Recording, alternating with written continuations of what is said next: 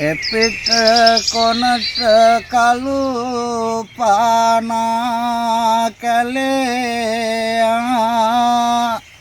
මෙපිට කොනට ලංගල රණ මුරේ දෙසිය දෙකක් උස ඇති ගෝමනේ හොඳයි පරකාසේ ලකමි මුරේ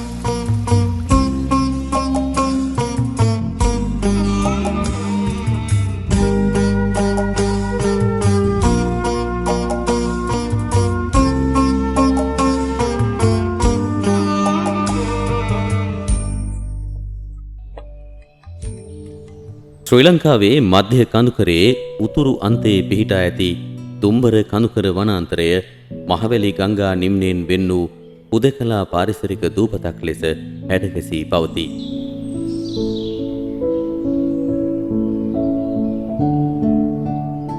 වසර දහස් ගණනක් තිස්සේ එලෙස පවතින බැවින් රටේ අනිකුත් කඳු පන්තිීන් වලට වඩා දුම්බර කඳුකරය විශේෂී වෙනස්කම් රැසකට උරුමකම් කියයි. හෙක්ටයාරු 21,000ක් පමණ පුරා පැතිර පවතින දුම්බර වනාන්තරය නැගෙනහිරින් හා දකුණින් මහවැලි නිම්නයෙන්ද බටහිරින් මාතලේ නිම්නයෙන් හා උතුරින් අඹන් ගංගා නිම්නයෙන්ද මායිම් වේ. මාතලේ සහ මහනුවර පරිපාලන දිස්ත්‍රික්ක වෙන් කරන මායිම් දිස් වෙන්නේ දුම්බර වනපතේ උස් කඳු මුදුන් මතින්. වනාන්තරයෙන් තුනෙන් එකක් එනම් හෙක්ටයාරු 7,000ක් මාතලේ පරිපාලන දිස්ත්‍රික්කයටද එනම් ඉතිරි තුනෙන් දෙක හෙක්ටයාර් 14,000ක් මහනුවර දිස්ත්‍රික්කයටද අයත් වේ.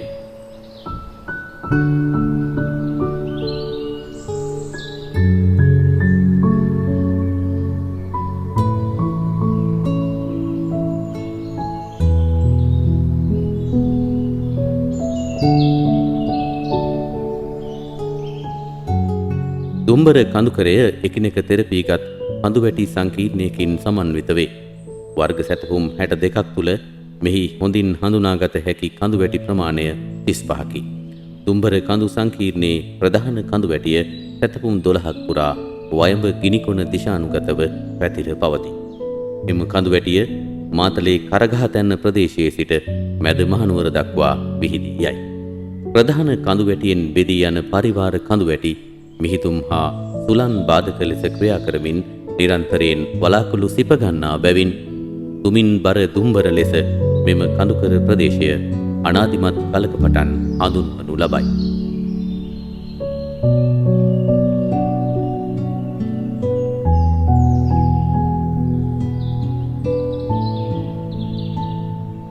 එනමුත් මෙහි පවතින එක් කඳුවැටියක් මිට මෙල වූ අතක ස්වරූපයක් ගන්නා බැවින් මෙහි මිනුම් කටයුතු වල නිරත සුදු ජාතිකයෝ හා වතු හිමියෝ මීට නකල්ස්යයි නම් තැබූහ.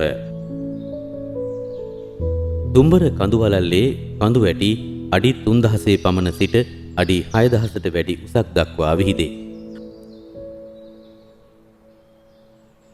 අඩි 3,000ත් 4,000ත් දක්වා කලාපයේ කඳුමුදුන් 13ක් පවතින අතර අඩි 4,000ත් 5,000ත් අතර කලාපයේ කඳුමුදුන් 7ක් හමුවේ. ඉන් අඩි 5,000ත් 6,000ත් අතර කඳුමුදුන් 12ක් හඳුනාගෙන ඇත. දුම්බර කඳුකරයේ ජල පෝෂක වැදගත්කමින් ඉහළම කඳුවැටිය වන අඩි 5,040ක් උස ඇති කළුපහන කන්ද පිහිටා ඇත්තේ මෙම කලාපය තුලය.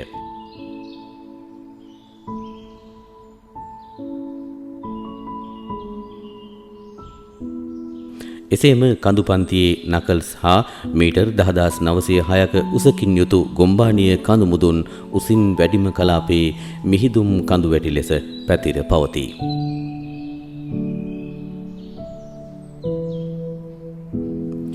අහස සිපගන්නා කඳුවැටි සංකීර්ණයත් කඳුවැටි පිහිටා ඇති අපූරු රටාවත් හේතුවෙන් දුම්බර කඳුකර වනාන්තරය සුවිශේෂී දේශගුණික වැදගත්කම් රැසකට උරුමකම් කියයි.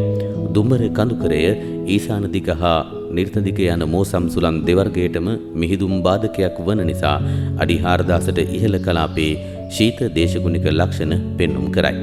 එමෙන්ම කඳුකරයේ උතුරු හා නැගෙනහිර බෑවුමේ වනාන්තර කලාපය වියලී දේශගුණික පරාසයක් දක්වා විහිදී යයි.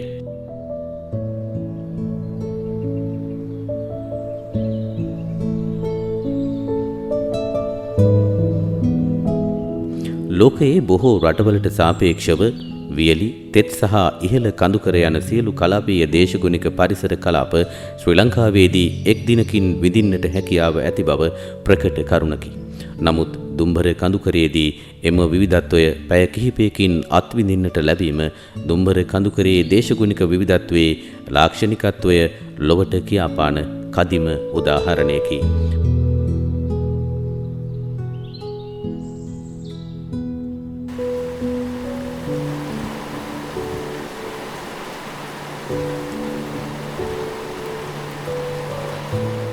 කඳුකරයට වාර්ෂික වර්තාපතනය මිලිමීටර් 3000 සිට 5000 දක්වා පරාශයකින් ලැබේ. උෂ්ණත්ව පරාසය සෙල්සියස් අංශක 5 සිට 35 දක්වා විහිදේ. පෙබරවාරි සිට අප්‍රේල් දක්වා උපරිම සුළං වේගයක් දරන අතර හිරුපතනයද මේ සමයේදී දැඩිය. දෙසැම්බර් සිට මාර්තු දක්වා කාලයේදී කඳුකරයේ පහළ කලාපය දක්වා මිහිදුම පැතිරේ.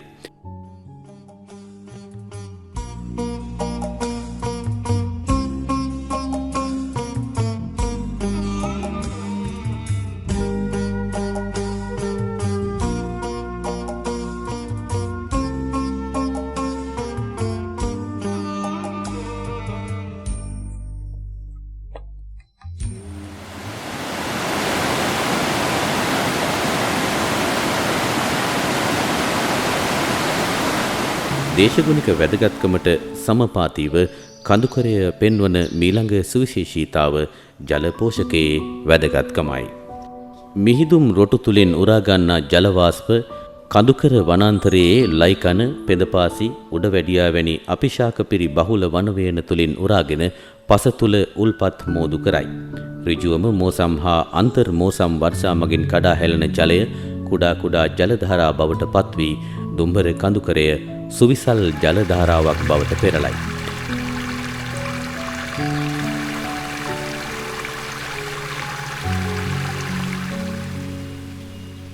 අනතුරුව ඇල දොල ඔය බවට පත්වී කළු හීන් හුළු නමින් තවත් ගංගා ත්‍රිත්වයක්ද සමගින් දහස් ගණනක් මෙවන් දිය ධාරා මගින් මහවැලි නිම්නය පෝෂණය කරයි.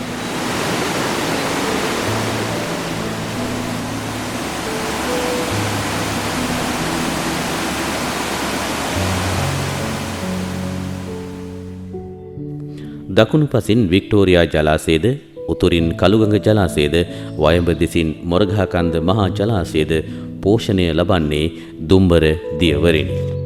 පළමුවන සියවසේදී වසප රජු සිරිලක පළමු වාරි වික්‍රමය ආරම්භන්නේ අඹංගඟෙනි. ඒ ඇලහැර අමුණ තැනීමෙනි.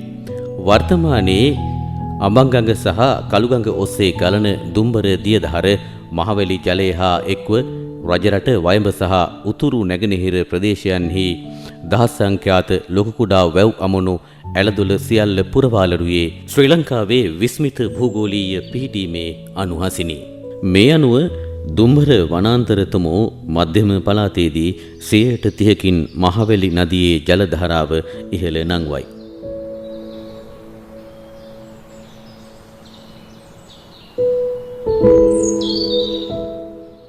දුම්බර වනපෙතේ සුවිශේෂීතාව වඩාත් පිළිඹු වන්නේ සත්ව විවිධත්වයෙනි.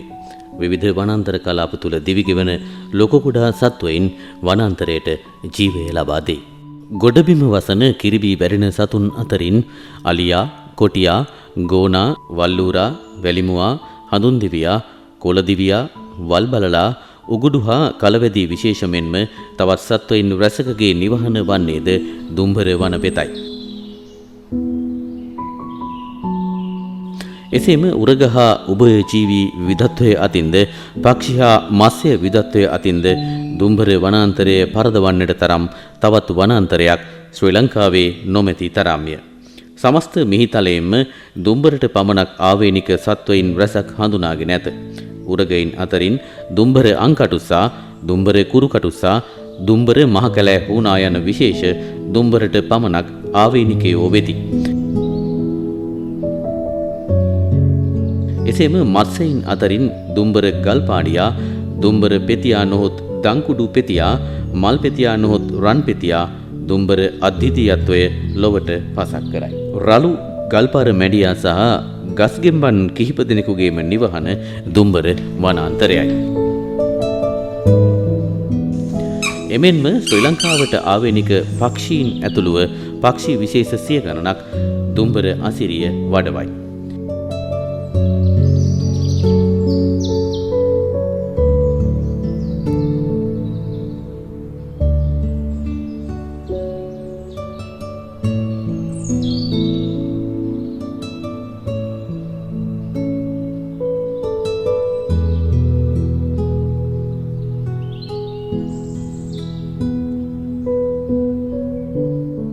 නකල්ස් නොහොත් දුම්බර කඳුකර වනාන්තරයේ දේශගුණික විවිධත්වයට අනුරූපව වනාන්තර කලාප විවිධත්වයක්ද පිළිබිඹු වේ. තෙත් වියලි හා අතරමැදි කලාප ත්‍රිත්වයට සහසම්බන්ධව පිහිටි මෙම වැදගත් වනාන්තර කලාපය තුළ ප්‍රධාන වශයෙන් ඉහළ කඳුකර වනාන්තර නොහොත් වලාකුළු වනාන්තර, උප කඳුකර වනාන්තර සහ වියලි මිශ්‍ර සදාහරිත වනාන්තර හමු වේ. එසේම සවානා සහ පතන තෘණබිම්, ගංගාධර වනාන්තර සහ ගල්පාර ආශ්‍රිත වනාන්තර යන ආකාර සියල්ලද දැකගත හැකිය. ලඳු කැලෑ, වනවගා, තේ ඉඩම්, ගෙවතු, හේන්, හෙල්මලු කුඹුරු යනාදී පරිසර පද්ධතිද දුම්බරට ඇතුළත් වේ. මේ අතරින් ඉහළ කඳුකර, උප කඳුකර හා වියලි කලාපීය වනාන්තර තුළ ජෛව විවිධත්වය ඉහළ අගයක් ගන්නා බැවින් මෙම වනාන්තරය පාරිසරික වශයෙන් ඉතා වැදගත් මෙහෙවරක් ඉටු කරනු ලබයි.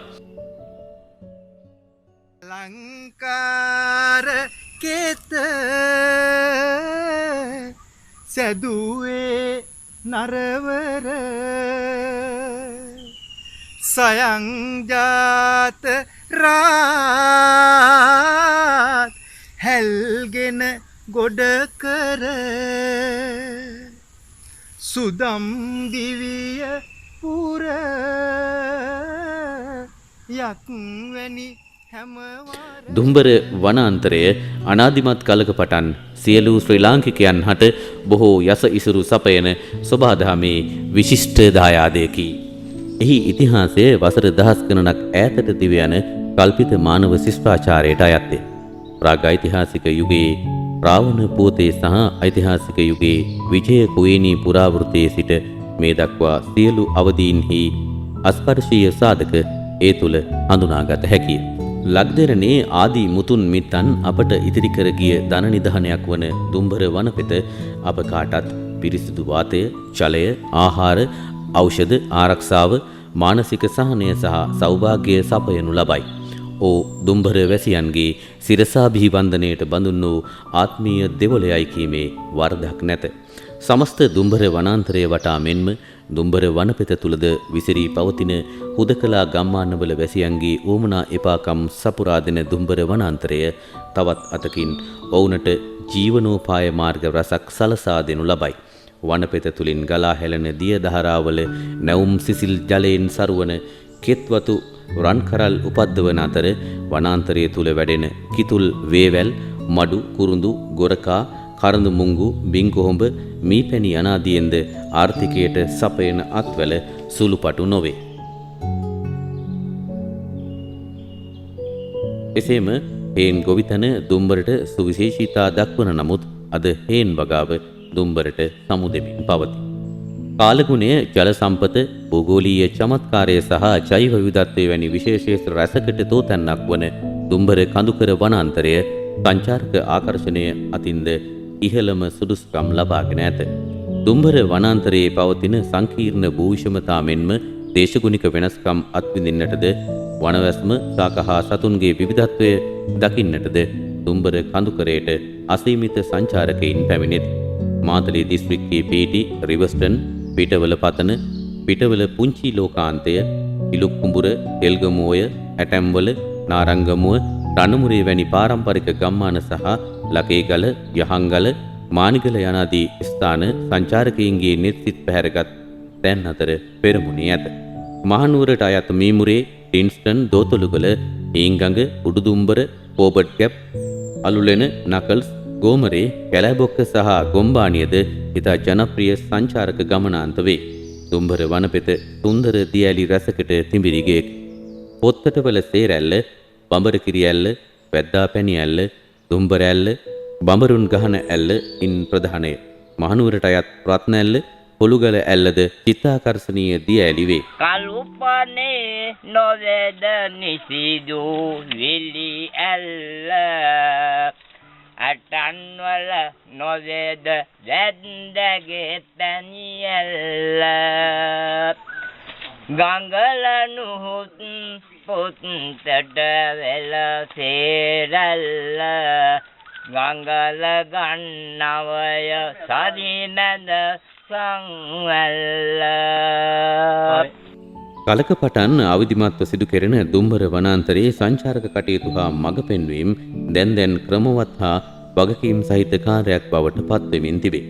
වන සංරක්ෂණ දෙපාර්තමේන්තුවේ අධීක්ෂණය යටතේ එක්සත් ජාතීන්ගේ සංවර්ධන වැඩසටහනේ ගෝලීය පාරිසරික පහසුකම් සුළු මූල්‍යාධාර වැඩසටහනේ අනුග්‍රහයෙන් සංචාරක මඟ පෙන්වන්නන් පුහුණු කර සේවයට යෙදවීම එක් පියවරකි. මධ්‍යම පළාත් සංචාරක දෙපාර්තමේන්තුවේ බලපත්‍ර හිමි ඔවුන් හට දුම්බර මිතුරු ඇතුළු තවත් ප්‍රජා සංවිධානවල සහාය සහ මඟ පෙන්වීම ලබා දී තිබේ.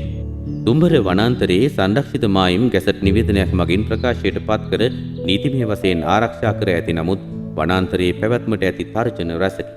වනවියන අඩුවීම, පාංසු ඛාදනය, ජෛව විවිධත්ව හායනය මෙන්ම මානව බලපෑම් වන ගිනි තැබීම්, වනසත්තු දඩයම්, ඉඩම් අල්ලා ගැනීම, අයහපත් සංවර්ධන කාර්යයන් හා අක්‍රමවත් හෝටල් කර්මාන්ත සහ සංචාරක ව්‍යාපාරයේ අවිධිමත් බව ඒ අතරින් ප්‍රධානය. එමෙන්ම එනසාල්, තේ, පයිනස් වැනි වගා මගින් සිදු කෙරෙන බලපෑම්ද සුළුපටු නොවේ. බ්‍රිතාන්‍ය පාලන සමයේදී බහුල වශයෙන් තේ, කෝපි වැනි වගාවන් සඳහා ඉඩම් යොදා ගැනීම හේතුවෙන් ක්‍රමයෙන් දුම්බර වනාන්තරය සඳහා වන මානව බලපෑම් ආරම්භ වේ. කෙසේ වුවද එම පාලකයින් විසින්ම කඳුකර වනාන්තරයේ ඉහළ කඳුමුදුන් දේශගුණික රක්ෂිතයක් ලෙස ප්‍රකාශයට පත් කිරීමද මේ අතර විශේෂත්වයකි. දුම්බර වනපෙතේ ජෛව විවිධත්ව වටිනාකම්, දේශගුණික වනාන්තර කලාප, භූගෝලීය ජලපෝෂණ වැදගත්කම් පිළිබඳව අධ්‍යයන රැසකට අනුව එක්සත් ජාතීන්ගේ සංවිධානයට අයත් යුනෙස්කෝ වැඩසටහන යටතේ මිනිසා සහ ජෛවගෝල රක්ෂිතයක් ලෙස නම් කරන්නට යෙදුණි. රජයේ සහ පුද්ගලික කරඳුමුංගු වගාවෙන් සිදුවන අතිවිශාල විනාශය අධ්‍යයනයට ලක් කරන අඩි 3500ට ඉහළ කලාපය සංරක්ෂිත වනාන්තරයක් ලෙස ප්‍රකාශයට පත් කිරීම සඳහා රජයට යෝජනා කරයි. මේ අනුව 2000 වසරේදී ශ්‍රී ලංකාවේ ප්‍රථම සංරක්ෂිත වනාන්තරයේ බවට නිල වශයෙන් ප්‍රකාශයට පත්වන දුම්බර වනාන්තරය මධ්‍යම පරිසර අධිකාරිය යටතේ පරිසර පනත ප්‍රකාරව පාරිසරික සංවේදී කලාපයක් බවටද නම් කෙරේ. 2010 වසරේදී යුනෙස්කෝ මගින් මධ්‍යම කඳුකරය හා ඒකාබද්ධව ස්වභාව ලෝක උරුම වනාන්තරයක් ලෙසින් ප්‍රකාශයට පත් කරනු ලැබීමත් සමග දුම්බර වනපෙත අද්විතීය විශ්වදායකයක් ලෙස කාගේත් අවධානයට පාත්‍ර වේ.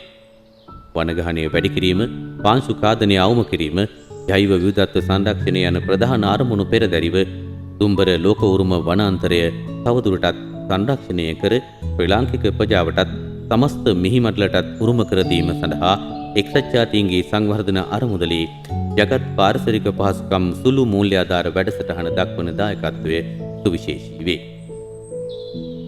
ඒ යටතේ ප්‍රජා සහ රාජ්‍ය නොවන සංවිධාන 12ක් පෙරදැරිව දුම්බර වනපෙත ආශ්‍රිත ගම්මානවල වැසියන් හා එක්ව සංරක්ෂණ වැඩසටහන් දියත් කරයි. එමගින් අඩු ආදායම් ලබන දුම්බර ගම්වැසියන් ආර්ථික, සමාජීය හා පාරිසරික වශයෙන් සවිබල ගැනීම සිදු කෙරෙන අතර මෙහි ඍජු හා වක්‍ර අරමුණද දුම්බර වනපෙත සංරක්ෂණය කිරීම හා බැඳී පවතී. මෙය දැනට ලොව ක්‍රියාත්මක තිරසර සංවර්ධන ඉලක්කවලට අයත් මිහි මණ්ඩල සුරක්ෂිත කිරීමේ උතුම් අරමුණද සඵල කරන්නකි.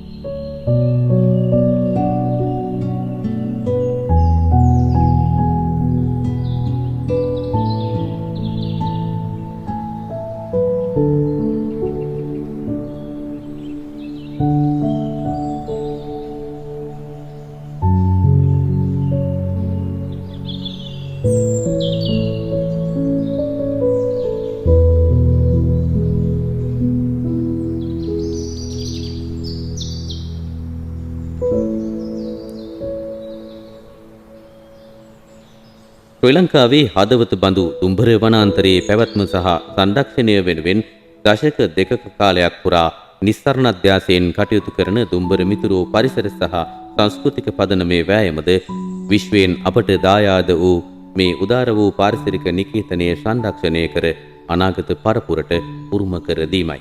ඒ සඳහා දුම්බර සංරක්ෂණ ව්‍යායාමේ තවත් එක් පංගුකරුවෙකු වන්නට ලැබීම අප ලද වාග්යකි.